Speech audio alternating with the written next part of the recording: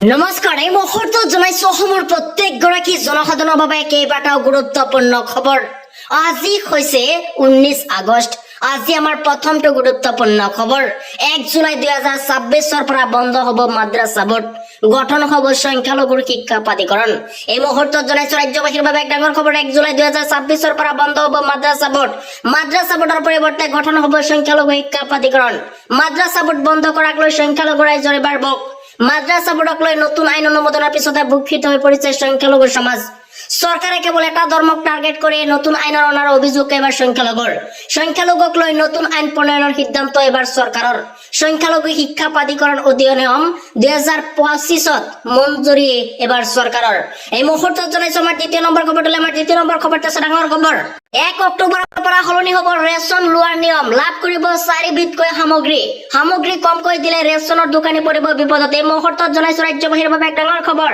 Ration কাৰ্ডৰ লাখ লাখ হিতাধিকাৰীৰ বাবে আহি গৈছে এক ডাঙৰ খবৰ। 1 অক্টোবৰৰ পৰা সলনি হ'ব ৰেচন লোৱাৰ নিয়ম। সম্পূৰ্ণ নতুন পদ্ধতিৰে ল'ব লাগিব এতিয়াৰ পৰা ৰেচন। চাউলৰ লগতে প্ৰতিগৰাকী হিতাধিকাৰীয়ে পাব চেনি, দাইলৰ নিমখ। মুঠ 4 বিধ সামগ্ৰী লাভ কৰিব ৰেচন কাৰ্ডৰ গৰাকী। বজাৰৰ দৰতকৈ কমকৈ লাভ কৰিব এবাৰ ৰেচন। প্ৰতি কেজি চেনি লাভ কৰিব মাত্ৰ 38 টকাত। প্ৰতি কেজি মচুৰি দাইল লাভ কৰিব মাত্ৰ 69 টকাত। আৰু প্ৰতি কেজি নিমখ লাভ কৰিব মাত্ৰ 10 টকাত। এই মুহূৰ্তত জনাইছো আমাৰ তৃতীয় নম্বৰ খবৰটো। আমাৰ তৃতীয় নম্বৰ খবৰটো আছে ডাঙৰ খবৰ। 1500 টকালৈকে বৃদ্ধি অৰুণোদয় আঁচনি ধন লাভৰ বাবে কি কৰিব লাগিব মুখ্যমন্ত্ৰীয়ে জনাইছে। এই মুহূৰ্তত জনাইছো ৰাজ্যবাসীৰ বাবে এক ডাঙৰ খবৰ। 1500 টকালৈকে বৃদ্ধি অৰুণোদয় আঁচনি ধন 1250 টকাৰ পৰিৱৰ্তে লাভ কৰিব 1500 টকা। ধন লাভৰ বাবে কি কৰিব লাগিব আপোনাৰ জানি লওক। অৰুণোদয় আঁচনিৰ হিতাধিকাৰী আজিয়ে কৰক এই কাম। জানুৱাৰী মাহৰ পৰা মহিলাসকলৰ একাউণ্টত সোমাব বৰ্ধিত ধন। আৰু 1250 টকাৰ পৰিৱৰ্তে 1500 টকাকৈ লাভ কৰিব এতিয়াৰ পৰা। জানুৱাৰী মাহৰ পৰা গেছ চিলিণ্ডাৰ ক্ৰয় কৰিলে 250 টকাকৈ পাব ৰাজসাহায্য। অৰুণোদয়ৰ ধনৰ লগতে 250 টকাকৈ সোমাব এবাৰ ৰাজসাহায্য। সৰ্বমুঠ 1500 টকাকৈ লাভ কৰিব প্ৰত্যেকগৰাকী হিতাধিকাৰীয়ে। আৰু ৰাজ্যৰ মুখ্যমন্ত্ৰী হিমন্ত বিশ্ব শৰ্মাই এই কথা ঘোষণা কৰিছে। এই মুহূৰ্তত জনাইছো আমাৰ 4 নম্বৰ খবৰটো। আমাৰ 4 নম্বৰ খবৰটো আছে ডাঙৰ খবৰ। উৰিয়ামঘাটৰ ৰেংবা বনাঞ্চল উচ্চস্তৰীত নগাৰ প্ৰৱেশ স্থগিত দে। এই মুহূৰ্তত জনাইছো ৰাজ্যবাসীৰ বাবে এক ডাঙৰ খবৰ। হাতে হাতে লাঠি লৈ উচ্ছেদ বন্ধৰ দাবী। নগাৰ দাদাগিৰিত প্ৰশাসনে স্থগিত ৰাখিছে উচ্ছেদ। কৃষ্ণপুৰ গাঁও নাগালেণ্ডৰ লিফিয়ান বস্তি বুলি দাবী নগাৰ। নাগালেণ্ডৰ সীমান্ত দণ্ডৰী আৰক্ষী আৰু অসম আৰক্ষী CRPF বাহিনী। উৰিয়ামঘাটৰ ৰেংমা বনাঞ্চলত উত্তেজনাময় পৰিস্থিতি। উচ্ছেদৰ মাজতে নগাৰ প্ৰৱেশৰ মাজতে বৃদ্ধি পাইছে উত্তেজনা। আৰু আনপিনে ৰাহুল গান্ধীৰ আন এক বিস্ফোৰক মন্তব্য হিমন্ত বিশ্ব শৰ্মাক লৈ। হিমন্ত বিশ্ব শৰ্মা ৰাহুল গান্ধীৰ সৈতে যোগাযোগ কৰিছে। ৰাহুলৰ সৈতে চিক্ৰেট ফোনেৰে যোগাযোগ মুখ্যমন্ত্ৰী হিমন্ত বিশ্ব শৰ্মাৰ। বিস্ফোৰক মন্তব্য APCCৰ সভাপতি গৌৰৱ গগৈৰ। শাসন হেৰুৱাৰ ভয়ত এতিয়া ৰাহুল গান্ধীৰ সৈতে চিক্ৰেট মোবাইল ফোনেৰে যোগাযোগ কৰিছে মুখ্যমন্ত্ৰী হিমন্ত বিশ্ব শৰ্মাই। আৰু মুখ্যমন্ত্ৰী হিমন্ত বিশ্ব শৰ্মাৰ বিৰুদ্ধে এই অভিযোগ উত্থাপন কৰিছে গৌৰৱ গগৈয়ে। শীঘ্ৰেই হয়তো কংগ্ৰেছ দলত যোগদান কৰিবলৈ চেষ্টা কৰিব মুখ্যমন্ত্ৰী হিমন্ত বিশ্ব শৰ্মাই। যিহেতু মুখ্যমন্ত্ৰী হিমন্ত বিশ্ব শৰ্মাই উমান পাইছে যে 26ত কংগ্ৰেছৰ চৰকাৰ হ'ব। আৰু কংগ্ৰেছৰ চৰকাৰ হ'লেই হিমন্ত বিশ্ব শৰ্মাৰ জেল নিশ্চিত। অসমৰ ৰাইজেও বিচাৰিছে মুখ্যমন্ত্ৰীক জেলত থকা। আৰু সেইবাবে মুখ্যমন্ত্ৰী হিমন্ত বিশ্ব শৰ্মাই চিক্ৰেট মোবাইল ফোনেৰে ৰাহুল গান্ধীৰ সৈতে যোগাযোগ কৰিছে কংগ্ৰেছ দলত যোগদান কৰিবলৈ। মুখ্যমন্ত্ৰী হিমন্ত বিশ্ব শৰ্মাক লৈ এই বিস্ফোৰক মন্তব্য কৰিছে প্ৰদেশ কংগ্ৰেছৰ সভাপতি গৌৰৱ গগৈয়ে। আৰু আনফালে গৌৰৱ গগৈৰ এই মন্তব্যৰ পিছতেই প্ৰতিক্ৰিয়া প্ৰকাশ কৰিছে মুখ্যমন্ত্ৰী হিমন্ত বিশ্ব শৰ্মাই। মোতকৈ শক্তিশালী মানুহ কোন আছে? গৌৰৱ গগৈৰ অভিযোগ স্বীকাৰ কৰিছে মুখ্যমন্ত্ৰী হিমন্ত বিশ্ব শৰ্মাই। গৌৰৱ গগৈয়ে যি অভিযোগ উত্থাপন কৰিছিল সেই অভিযোগ স্বীকাৰ কৰিছে মুখ্যমন্ত্ৰীয়ে। মুখ্যমন্ত্ৰীৰ লগত 4টা ফোন থাকে বুলি অভিযোগ আনিছিল গৌৰৱ গগৈয়ে। আৰু সেই অভিযোগ পোনপটীয়াকৈ স্বীকাৰ কৰিছে মুখ্যমন্ত্ৰীয়ে। এটা ফোন অমিত শ্বাহৰ বাবে, আন এটা প্ৰমোদ বড়োক ধমক দিবলৈ, চতুৰ্থটো ফোন কংগ্ৰেছৰে যোগাযোগ কৰিবলৈ ব্যৱহাৰ কৰে বুলি অভিযোগ আনিছিল গৌৰৱ গগৈয়ে।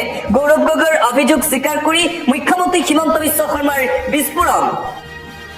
গৌৰৱ গগৈয়ে বুজাই দিলে যে হিমন্ত বিশ্ব শৰ্মাতকৈ শক্তিশালী মানুহ ভাৰতবৰ্ষত নাই। মোৰ এটা ফোন হাগ্ৰামা, আন এটা ফোন প্ৰমোদ বড়োলৈ যায় আৰু আন এটা ফোন কংগ্ৰেছ কৰ্মীসকললৈ যায়। গতিকে গৌৰৱ গগৈয়ে নিজেই প্ৰমাণ কৰিছে মই ভাৰতবৰ্ষৰ ভিতৰত আটাইতকৈ পাৱাৰফুল মানুহ। এইদৰে গৌৰৱৰ অভিযোগৰ পিছতেই মন্তব্য কৰিছে মুখ্যমন্ত্ৰী হিমন্ত বিশ্ব শৰ্মাই। আৰ এটা বিগ ব্ৰেকিং নিউজ, গৌৰৱ গগৈৰ বিৰুদ্ধে গুৱাহাটী উচ্চ ন্যায়ালয়ত দাখিল কৰা হৈছে অভিযোগ। এবাৰ মহা বিপদত পৰিছে প্ৰদেশ কংগ্ৰেছৰ সভাপতি তথা যোৰহাটৰ সাংসদ গৌৰৱ গগৈ। কংগ্ৰেছ সভাপতি গৌৰৱ গগৈৰ বিৰুদ্ধে গুৱাহাটীৰ উচ্চ ন্যায়ালয়ত দাখিল কৰা হৈছে অভিযোগ। গুৱাহাটী উচ্চ ন্যায়ালয়ৰ মহাপঞ্জীয়কৰ ওচৰত দাখিল কৰা হৈছে অভিযোগ। গুৱাহাটী উচ্চ ন্যায়ালয়ৰ লাইভ ষ্ট্ৰীম হোৱা শুনানিৰ ভিডিঅ' ৰাজহুৱাভাৱে ভাগ বতৰা কৰাৰ বাবে এই অভিযোগ। এই গুৰুতৰ অভিযোগ অধিবক্তা তথা বিজেপিৰ মুখপাত্ৰ জয়ন্ত গোস্বামীৰ। কপিৰাইট আইনৰ লগতে কণ্টেম্প্ট অফ কোৰ্ট এক্ট 1971 আৰু ইনফৰমেশ্যন টেকনলজি এক্ট 2000 উলংঘা ঘটিছে বুলি দাখিল কৰা হৈছে অভিযোগ। সমগ্ৰ ঘটনাক লৈ তদন্ত কৰি আইনগত ব্যৱস্থা গ্ৰহণৰ আহ্বান জনোৱা হৈছে গৌৰৱৰ বিৰুদ্ধে। আন এটা ব্ৰেকিং নিউজ এই মুহূৰ্তত আহি পৰিছে, গুৱাহাটী মহানগৰত অচিনাকি কেব চালক থকাটো সঁচা, প্ৰতিবাদ কৰিলেও কম্প্ৰমাইজ নহব। গুৱাহাটী মহানগৰীৰ কেব চালকসকলে মুখ্যমন্ত্ৰী হিমন্ত বিশ্ব শৰ্মাৰ বিৰুদ্ধে প্ৰতিবাদ কৰি থকাৰ মাজতেই পুনৰবাৰ মুখ্যমন্ত্ৰীৰ বিস্ফোৰণ।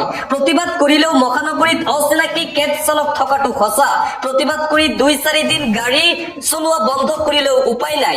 এইখন চৰকাৰৰ কাৰ্যকালতে সকলো হিচাপ নিকাচ হব।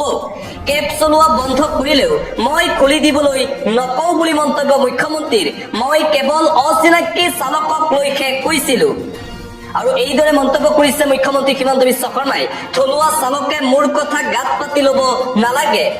বহু চালকে মোক ফোন কৰি মোৰ কথাত হয় ভৰ দিছে। অচিনাকি লোকৰ বিৰুদ্ধে এই চৰকাৰ কঠোৰ হবই। মন্তব্য মুখ্যমন্ত্ৰী হিমন্ত বিশ্ব শৰ্মাৰ। এইবাৰ কম্প্ৰমাইজ কৰিলে সমগ্ৰ অসম শেষ হৈ যাব। 15-20 বছৰ পৰ্যন্ত মই ঠিক কৰি যাম, বাকী সকলো নতুন প্ৰজন্মৰ হাতত। অচিনাকি ওলা উবেৰ চালক সন্দৰ্ভত পুনৰবাৰ এই মন্তব্য মুখ্যমন্ত্ৰী হিমন্ত বিশ্ব শৰ্মাৰ।